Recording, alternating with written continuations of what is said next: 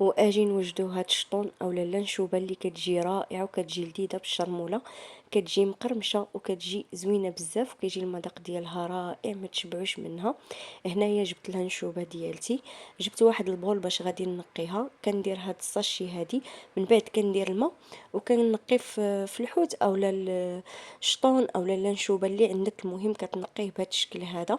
الصراحه هذه فكره زوينه غتنفعك بزاف. بالنسبه للبقايا ديال الحوت كيبقى تمايا، ما كتخليش لك هكا في داكشي في لافابو. المهم هذه فكره زوينه اعتمديها. بالنسبه هنايا فاش نقيته عاودت غسلته مزيان بهذا الشكل هذا كيف ما كتشوفي معايا، يعني ضروري كتغسليه مزيان. انا هنا ما جبتش بزاف، كانت عندي تقريبا شي نص كيلو.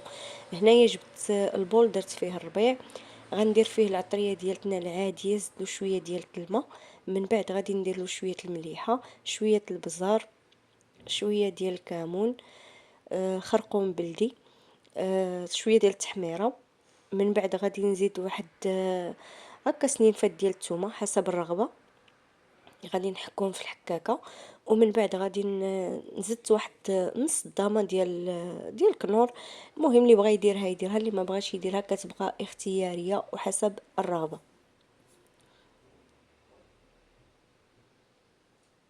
صافي هنا من بعد ما حكيت الثومه غادي نخلط الشرموله ديالتي مزيان بالمعلقه كيف ما كتشوفوا.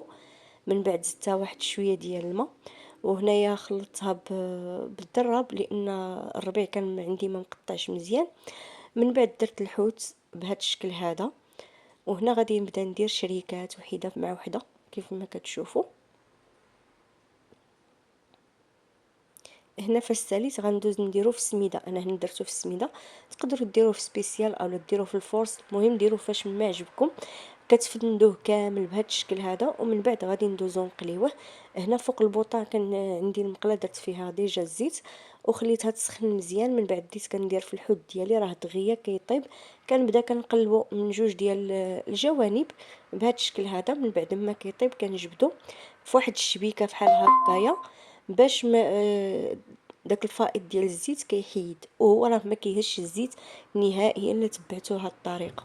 وهنايا غادي نكون وصلت معكم النهايه ديال لا فيديو. ما تبخلوش عليا بواحد اللايك والبارطاج مع الاهل والاصدقاء، وبهكا باش تعمل الفائده. وهنايا غنقول لكم بسلام عليكم مع فيديو قادم ان شاء الله.